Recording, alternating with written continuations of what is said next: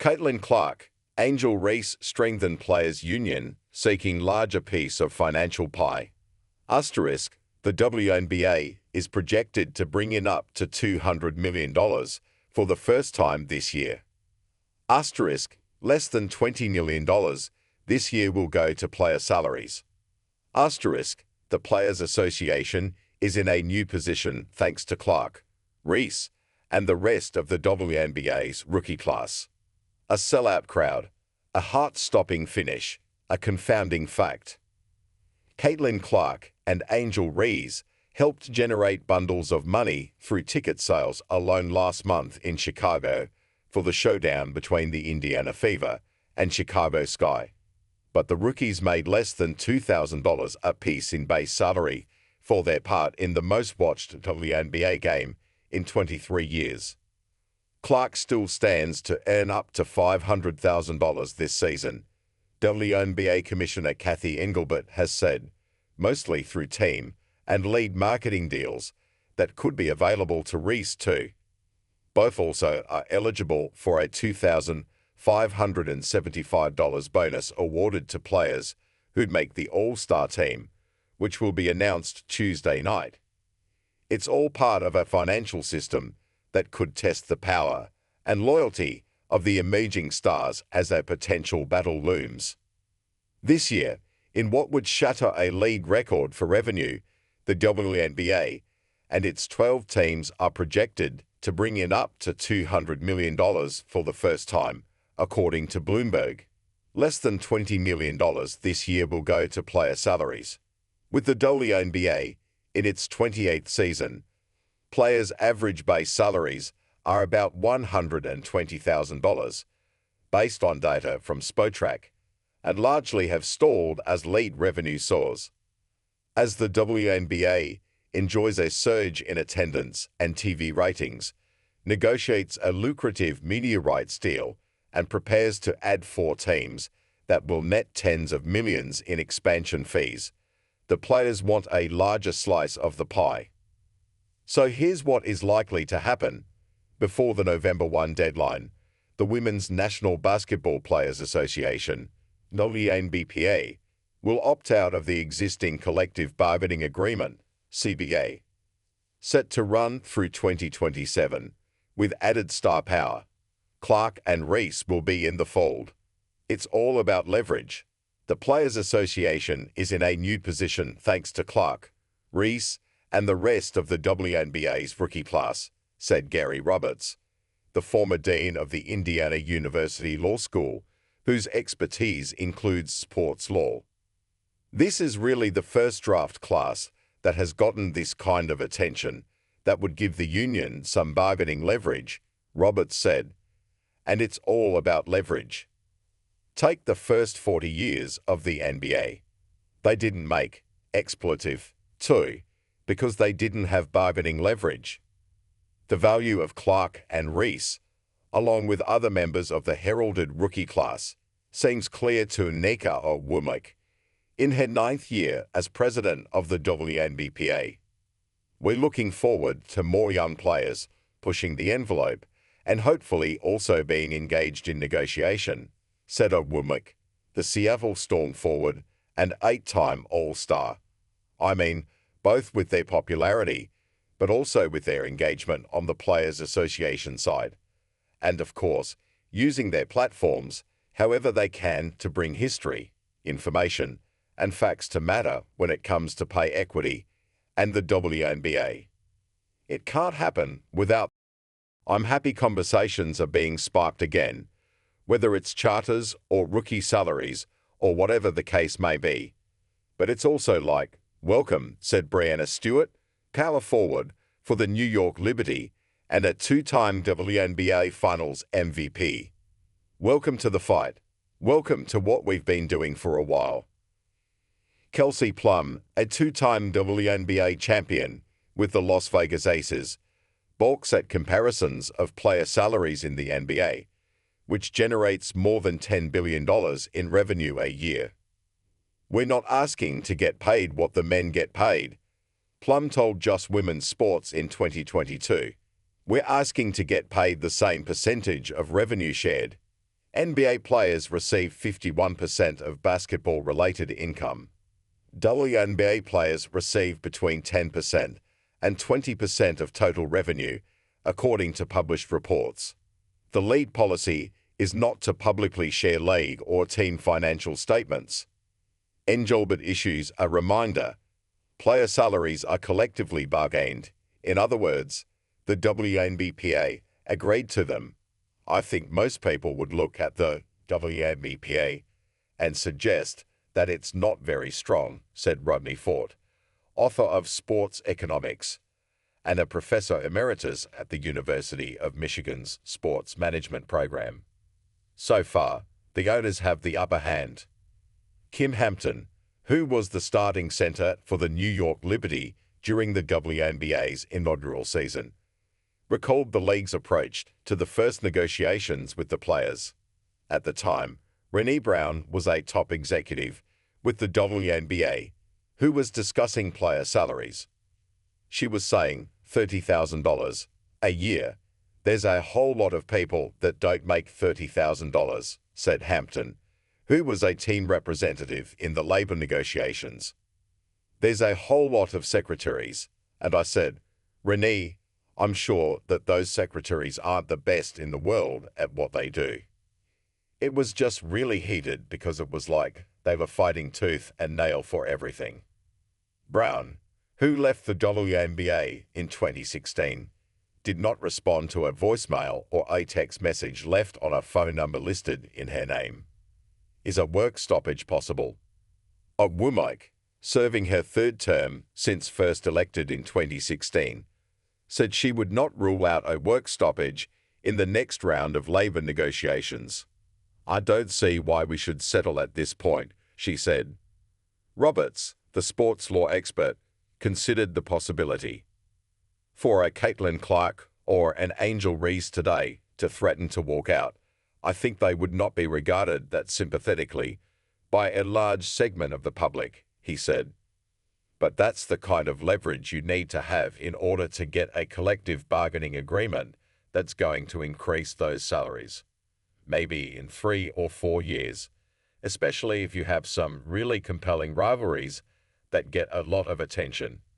And if Caitlin Clark can win the championship against Chicago or whatever, that's the kind of thing that gives bargaining leverage that they've had none of in the past.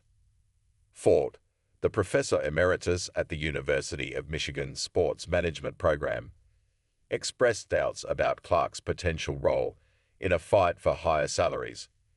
It's economics, he said. While her base pay led to outrage, she won't have trouble paying the bills considering she has endorsement deals with Gatorade, State Farm, and Wilson Sporting Goods, and, as Fort noted, a $24 million deal with Nike. It's difficult to see how Caitlin Clark would sit down and listen to her own Players Association negotiation leadership tell her she should put a bunch on the line so she can make a couple of $100,000, Fort said. How does Nike feel about endorsing a basketball player who's helping the league strike for maybe an entire year to make another $300,000 in salary when they're paying her millions? For Reese's part, during the uproar over Clark's salary, she addressed her rookie salary of $73,439. I mean, being able to play for what, 4 to 5 months, and get $75,000 on top of the other endorsements that I'm doing, Reese said, I think it's A+ for me. She has endorsement deals with Reebok and Bates by Dre. The issue of transparency. Delisha Milton-Jones, a 3-time All-Star who retired after the 2015 season, said she thinks the players have been at a disadvantage during labor negotiations. People still have to understand that while the league has been here 25+ years, it's still kind of in its infancy, Milton-Jones told USA Today Sports. I understand that we would have to open up the books in order for people to get a hard, in-depth look as to whether or not more money is available. Told about the comment, Woomik said, "She gets it. She's absolutely right. We still don't have all of the books, and that's something that we've worked around. But it's also something that would give us more clarity on the business for us to truly understand what we're working with as far as salary and compensation that can be negotiated for the players of the league." Engelbert strongly denied the assertions. It's very natural for unions to think that the other side in a negotiation or bargaining aren't giving a complete picture. But it's not happening here, she said. There's nothing for us to hide from our union. We want to return to the players everything we can as it relates to the economic picture we've been building here. Roberts, the sports law expert, said WNBA team finances can get jumbled when they're owned by people or companies that own NBA teams and use the same arena. 5 of the 12 WNBA teams and both teams joining the league in the next 2 years, Golden State in 2025 and Toronto in 2026, are owned by NBA owners. Roberts noted that Herb Simon owns the Indiana Pacers and Fever in saying, "It's hard to really know what the Fever's economic situation really is independently of the Pacers because they share the facility, they share office space, they share a lot of employees. And so it's really hard to do that kind of economic analysis to really know what percentage of revenue players are getting in the WNBA. But the bottom line is, the players don't have the bargaining leverage historically." Dawn of this new era, even before Clark and Reese renewed their rivalry in the WNBA, Engelbert spoke as if she knew what the rookies were about to do for the WNBA. "We're just in the dawn of this new era, and we're in a huge league transformation," she said. Part of her excitement stems from the new media rights deal.